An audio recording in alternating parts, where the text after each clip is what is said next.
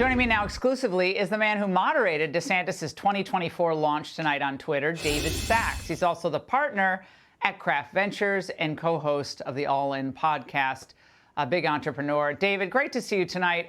Thanks for joining us. Now, we're going to get to Governor DeSantis' vision, especially like ripping apart the bureaucracy in a moment. But the question on everyone's mind, including my daughters tonight, is what happened? I mean, you handled it so well, much better than I would have. But what happened at the top? Well, what happened at the top, Laura, is just we had 1 million people simultaneously trying to get into a Twitter space, which is an online room. And, I mean, DeSantis just melted the servers. We had so much interest. I mean, I got to hand it to him. Normally it takes a Kardashian to do that. So we just had so much interest. It took about 15 minutes. We've never had that level of scale before on Twitter. I think the biggest room's been around 100,000.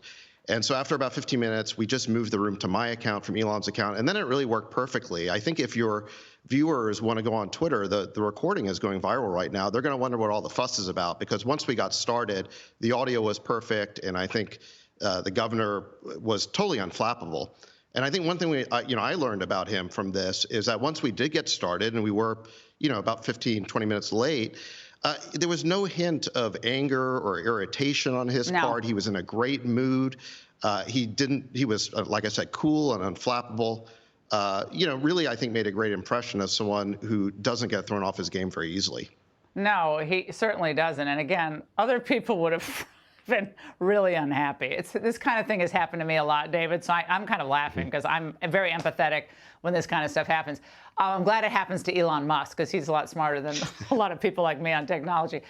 Let's talk about the economy, because that was one issue that I've mentioned this with Newt earlier. You probably missed it, but why wasn't more of a focus tonight on the issue, the number one issue that Americans say is bothering them, which is inflation, high prices, and the economy? I mean, you're right. We should have had more questions on that. There's so many other questions that we could have gotten to, but the time just went by so fast. We only had about an hour. And, I wanted to give him time to first lay out his vision, and he did that at the top. And then we got into some of these controversies that have been surrounding him. I asked him about this NAACP travel advisory. I asked him about Disney. We asked him about the book bans, because there's a lot of people out in the country who have heard all of these narratives from the mainstream media, and they've never heard directly from him on these issues. And so I wanted to give him the chance to respond to those things. And then, we talked about major issues like immigration. We talked about education. There were a lot of issues that we did talk about. I think it's fair. Maybe we should have talked more about the economy, but we also talked about, what a great, I think, economy the state of Florida has. And there's going to be opportunities for more of these town halls. So, we'll get to it next time. David, can you give us a sense of the room? Because we were all dying to were you guys together? Was Elon Musk even there? Was he in Europe? Yeah. I mean, we didn't know where anybody was. No.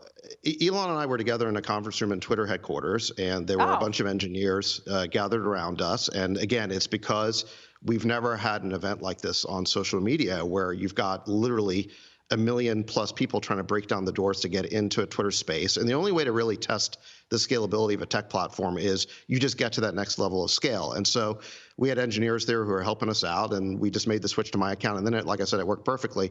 But it was me and Elon sitting next to each other, and we tried using his phone, then we tried using my phone, and it worked out great. So DeSantis was in, I think, Florida. And so this is the magic of a Twitter space, is that everyone can be in different places, no problem. That was fun, because we had no idea where anyone was. We wanted photos of all of you, but, we got none of that. Really quickly, Ukraine was an issue that I care about a lot, because, I'm kind of against all these wars of choice, and I think we're blowing a lot of money and not sure what we're going to get out of it in the end. But what about if DeSantis wins? What do you think is going to happen on that score?